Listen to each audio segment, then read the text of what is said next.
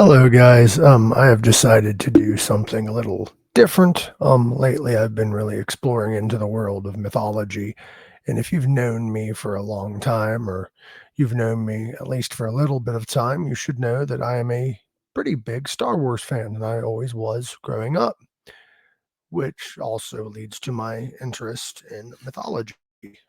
Because the storytelling is somewhat similar, and George Lucas was inspired by mythology. So I've decided to take a little different route than my usual content. And I decided that every now and then I will do a daily deity where I will randomly select a deity or a demon or an angel or a god or a goddess or mythological character or anything few and far between.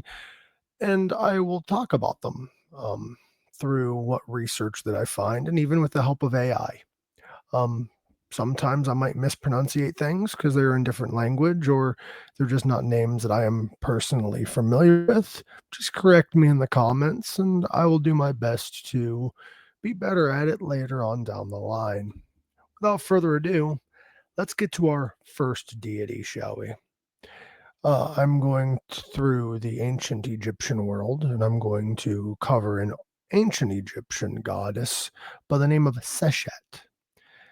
Now, Seshat is known as, let me bring my notes up here. Seshat goes under many names, but Seshat's the more popular one. She is known as the mistress of the house of books, foremost of builders, and lady of the library. She's the goddess of writing, measurement, architecture, astronomy, mathematics, record keeping, and libraries. She's often considered to be the daughter, the wife, or even just a female counterpart of Thoth, which is the god of wisdom and writing, even though she was more than likely worshipped before him, but they do tie together later on in the mythology. She was first attested as early as first dynasty, which is 2890 to 2670 BCE, with depictions from the Second Dynasty onwards. Now, Seshat was revered as the goddess who invented writing, overseeing all forms of written knowledge. She was also responsible for documenting the pharaoh's achievements, including the military victories, tributes, and jubilees. Her role extended to recording the king's lifespan, often depicted as inscribing his years of reign on the leaves of the sacred Perses tree. Seshat also played a crucial role in the stretching of the cord ceremony, which can be found right here. Let me bring it up here. This right here would be the stretching of the cord ceremony, as depicted on a tablet, where Seshat would take a cord with the pharaoh and they would stretch it to figure out the exact location using the cosmos to find out exactly how to build temples, pretty much is what, from my understanding, that ceremony was. So she's a pretty big deal in architecture and math and writing and knowledge and all kinds of other stuff.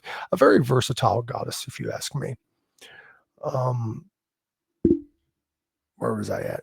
A ritual that established the foundations of temples and other significant structures.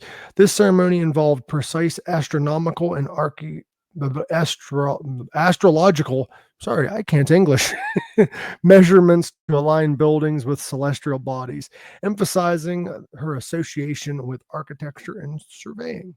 She was also known as the goddess, well, also known as mistress of the house of books.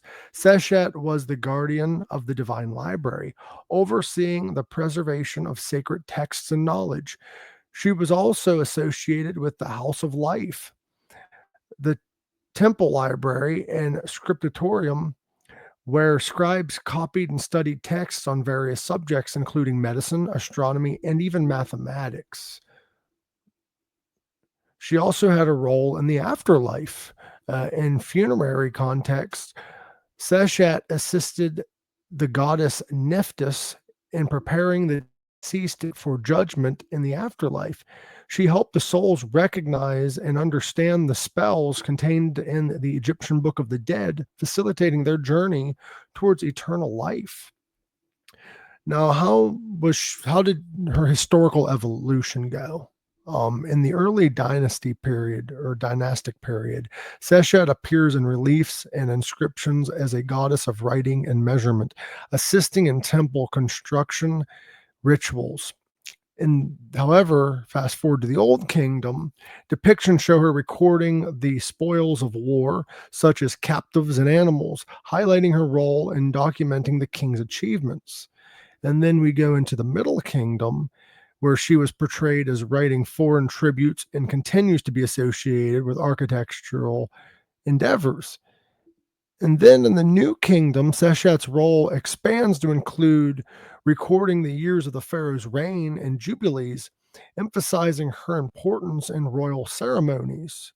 And then we go to the Ptolemaic period. Despite the decline of traditional Egyptian religion, Seshat's imagery and symbolism persisted, indicating her enduring significance. Seshat is often, here's what she looks like. Seshat is often depicted as a woman wearing a leopard skin garment, symbolizing her association with funerary rites and priesthood. Above her head is a unique emblem, often interpreted as a seven-pointed star or flower beneath a crescent, representing her connection to the heavens and possibly the moon.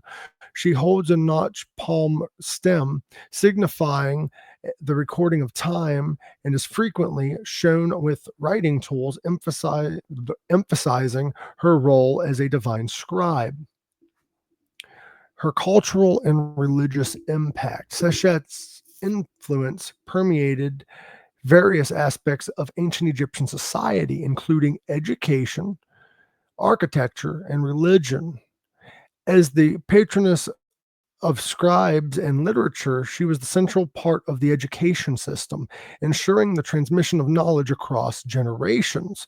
Her role in temple construction underscored the integration of religion, astronomy, and architecture in Egyptian culture. By recording the deeds of the pharaohs and assisting in afterlife, she enforced the divine nature of kingship and the importance of afterlife in Egyptian belief systems. So that was the daily deity, Seshet. So if you're looking for some knowledge and you don't want to deal with ibis-faced Thoth, you can go to Seshet for some knowledge.